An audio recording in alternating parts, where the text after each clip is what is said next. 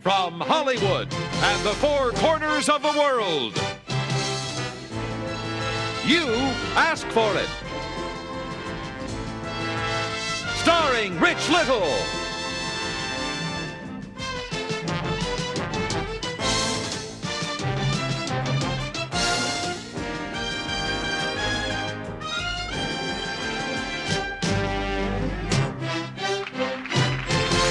Here's the star of You Asked For It, Rich Little.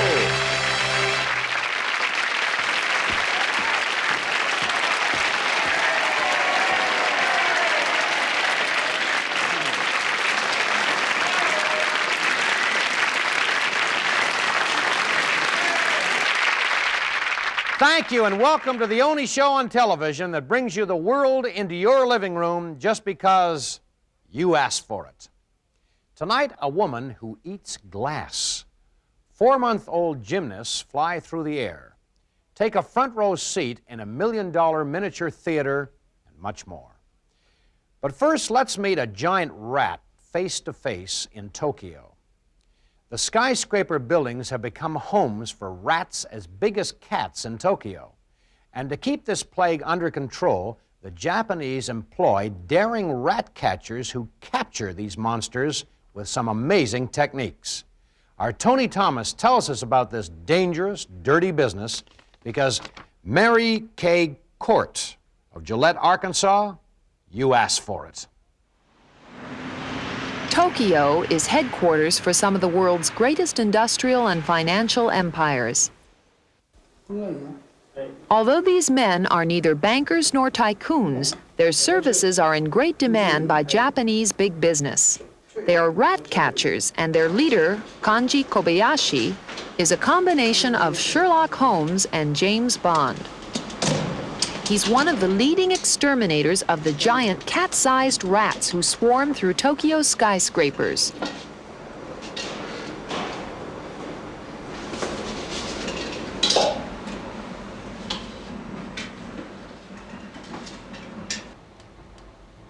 Finding evidence that the rats are nearby, Kanji uses space-age equipment, ultraviolet, X-ray, and heat sensors to track them down.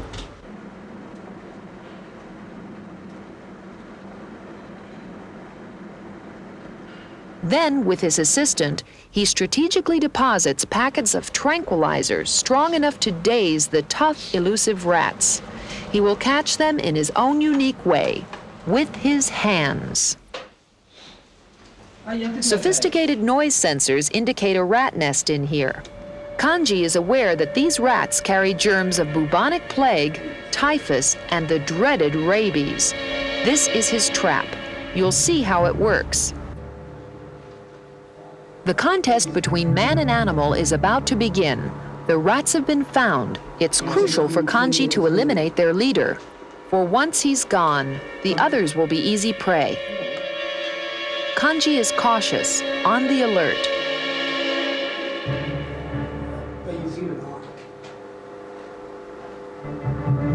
He is determined to capture the leader for use in medical research.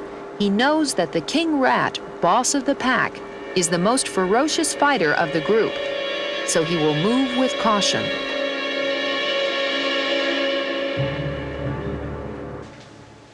The two eye each other like fencers in a duel of nerves as Kanji seeks the precise moment to strike. Now! The trap is like flypaper. The instant his body touches it, the rat is helpless to move.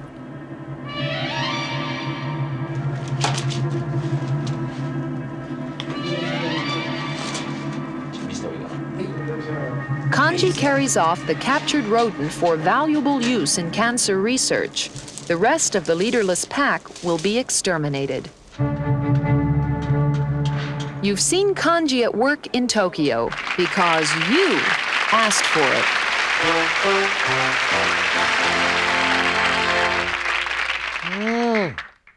I'm going to stick it to you the way you stuck it to me. You dirty rat. You dirty rat. Coming up next, 4-month-old gymnasts fly through the air as babies invade the exercise world.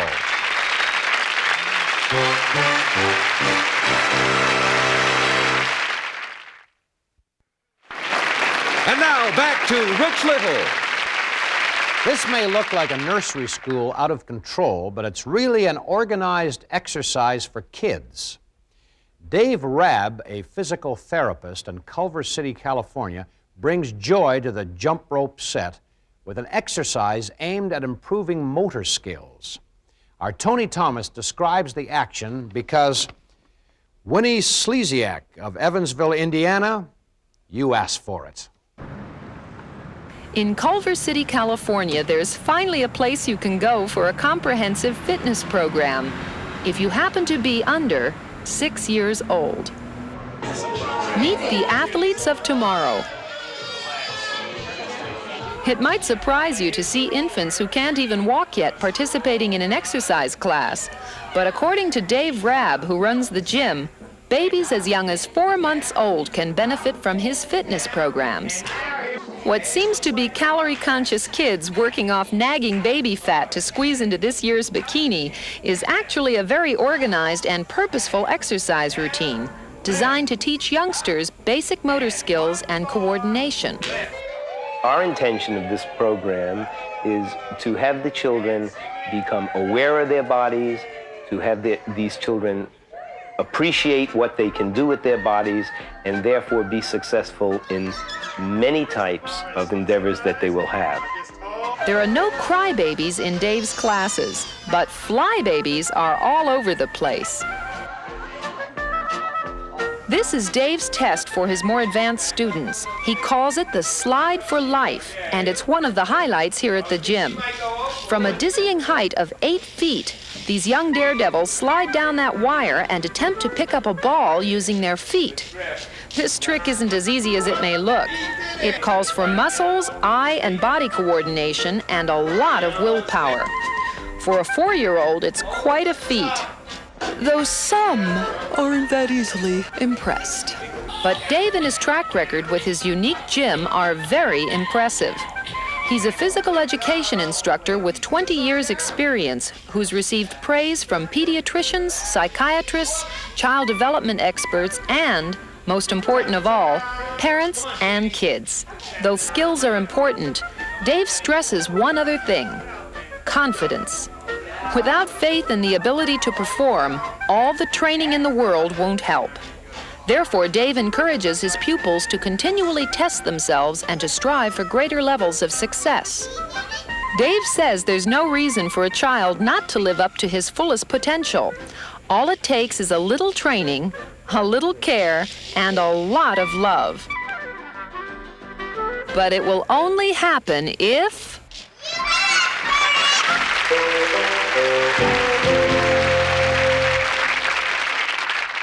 This is W.C. Fields. Exercise is a good thing. My doctor told me to exercise every day. He said that way you'll die healthier.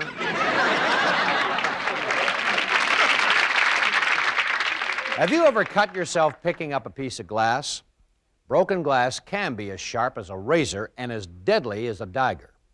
Now imagine eating and swallowing glass as if it were candy. Sound impossible? Well, in the 1970s, the color version of You Asked For It came across a woman named Princess Rama.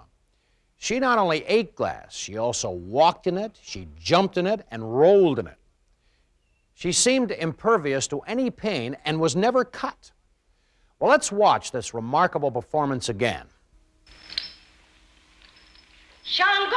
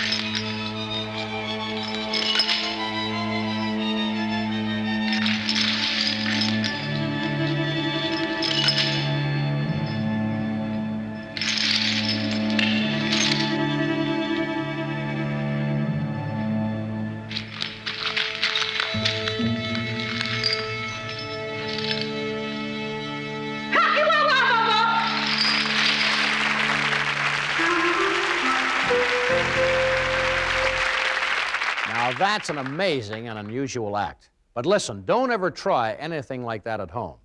Broken glass is deadly and dangerous and not anything to play with, let alone try and eat. So stick to ground coffee or ground steak, anything but ground glass. I mean, come on, it's hard to swallow. Coming up next on You Asked For It, $1 million miniature theater.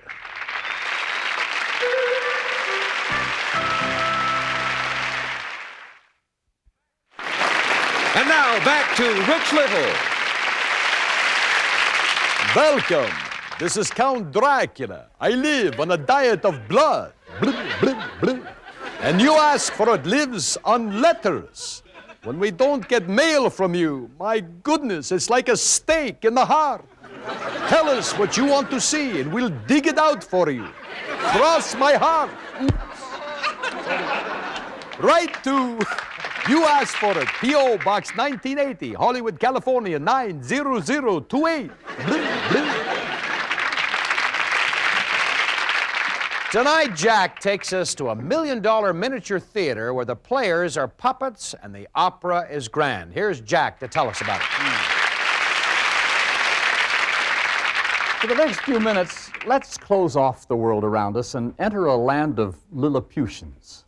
Now, we're going to the Miniature Grand Opera, which was operated by Frederick A. Kramer in connection with his Kung's Home restaurant in Chicago. We filmed the theater back in 1956 as they presented a very realistic version of Madame Butterfly with a cast composed entirely of puppets. Now remember, what we are seeing are puppets, not people, but you have to look twice to tell the difference.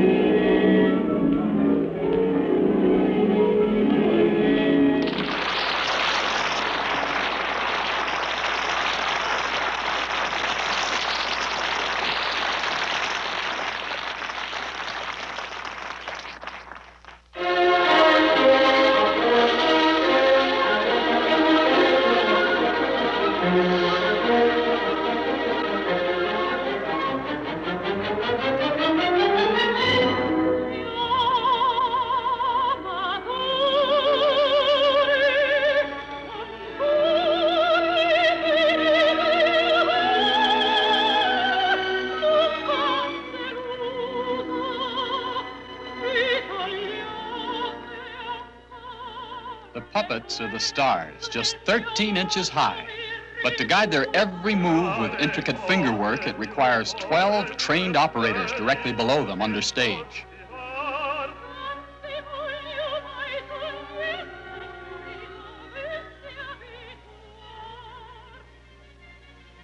Lo sposate tutte quante, e il divorzio mi trancò. Obbligata. A voi però giurerete di costante. Smetter non riesco.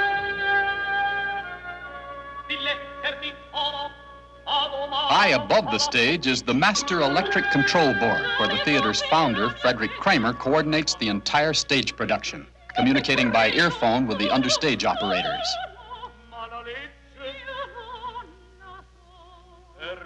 In the wings, other puppeteers prepare members of the cast for their on-stage cues.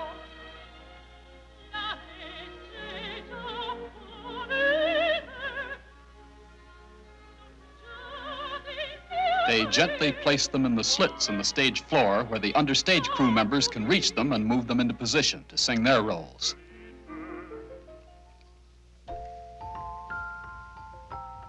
As Madame Butterfly sings on stage, work continues elsewhere in this million-dollar miniature opera house.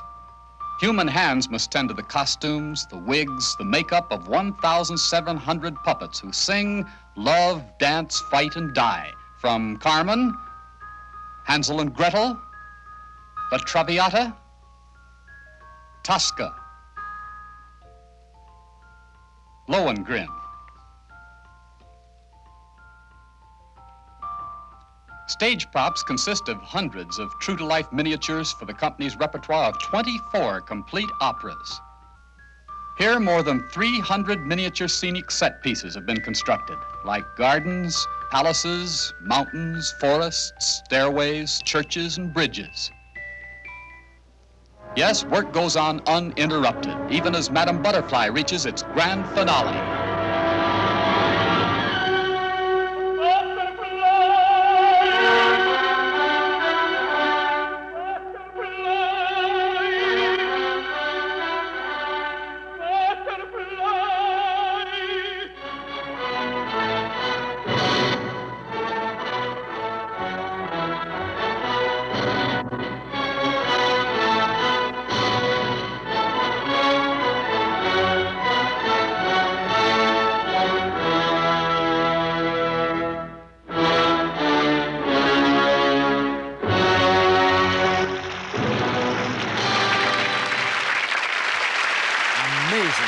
At times, I believe they were real people. Well, frankly, they almost were. That was the magic of Mr. Kramer's illusion, Rich. He created a fantasy land of grand opera. Where is the theater today? Well, unfortunately, it's not operating. High costs, lack of attendance, other factors led to its demise. It was just a dream that didn't last. Well, it's too bad, because Truman Capote would have loved it. Truman Capote? Why? Well, it was Truman that said that all actors are dummies.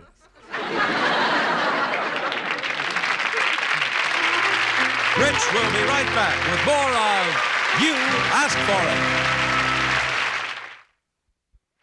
And now, back to Rich Little. That's our show for tonight. See you next time on You Asked For It. Good night, everybody.